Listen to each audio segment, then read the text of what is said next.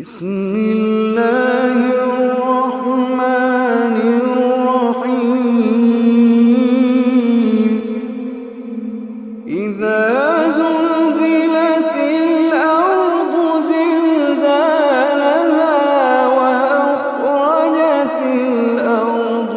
أثقالها وقال الإنسان ما لها إذا زلزلت الأرض زلزالها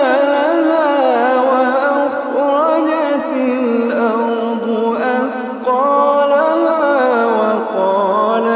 الإنسان ما لها